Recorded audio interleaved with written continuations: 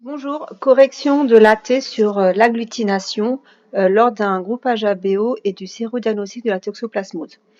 Donc au niveau technique, c'était très bien. Pensez cependant quand même la prochaine fois à bien homogénéiser sur toute la surface de la plaque. Voilà, de pas oublier d'identifier, d'accord, où est le témoin, où est l'essai et de quel patient, avec éventuellement votre numéro de paillasse, votre prénom. Sinon, rien à dire au niveau technique et bien sûr ne pas oublier de mettre les gants de protection uniquement au moment de l'ouverture des sérums. Vous ouvrez, vous mettez vos gants, vous refermez et après fermeture, vous enlevez vos gants. Voilà. Donc au niveau du compte rendu, il fallait bien sûr valider dans un premier temps ici la méthode. Donc pour valider la méthode du sérogroupage, je rappelle que vous aviez donc un témoin AB. Le témoin AB est un réactif qui comprend le sérum du patient issu d'un groupe B, soit un sérum qui ne contient pas les anticorps et les globules rouges du patient à tester.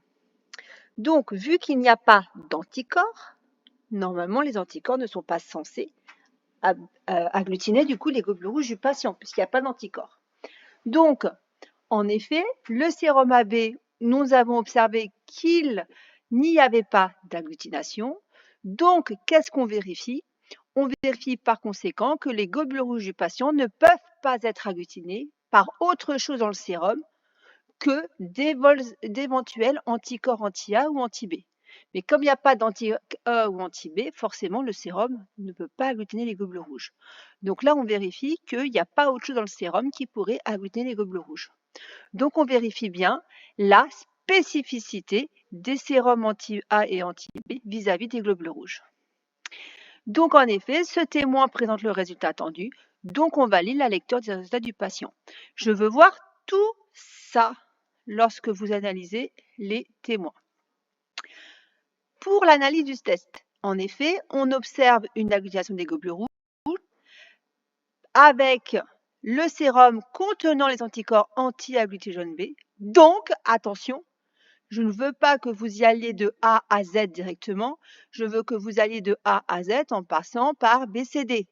Ça veut dire que si ça agglutine les globules rouges du patient, donc ça veut dire que les globules rouges du patient possèdent l'antigène contre lequel les anticorps sont spécifiques, donc possèdent l'agglutinogène B à la surface.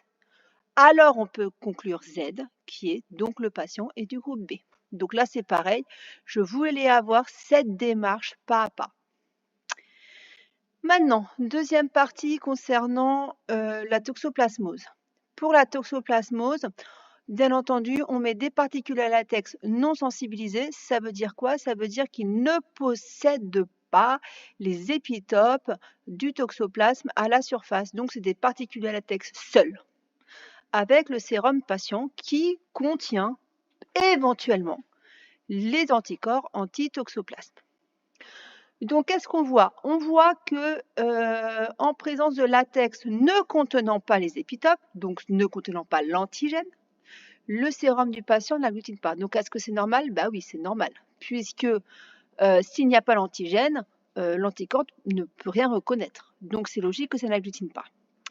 Par conséquent, si ça n'agglutine pas, on vérifie la qualité du réactif, c'est-à-dire que le latex n'est pas capable d'être agglutiné par un élément du sérum.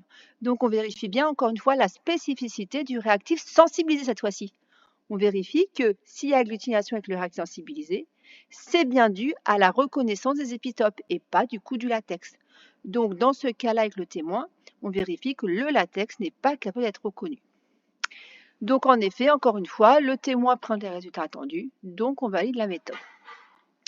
Dans l'analyse des résultats, on observe que le patient agglutine bien les particules sensibilisées. Donc, grâce à la vérification de la spécificité, on peut bien dire que le patient reconnaît les épitopes de toxoplasme, donc il contient des anticorps anti-toxoplasme. Donc, la patiente a la toxoplasmose. Voilà. Donc, pareil, je voulais bien que vous passiez de A à Z en passant par B. Il a les anticorps et pas directement, ça agglutine, donc il a la toxoplasmose. Non. Il a la glutine parce qu'il y a des anticorps. Donc attention à ça. Donc bien sûr, après, là, un petit schéma de synthèse. Voilà, qui était donc du coup assez facile à faire, mais quand même qu'il faut savoir le faire puisque c'est le genre de choses qu'on peut vous demander au bac. Voilà, bon courage, merci pour l'écoute.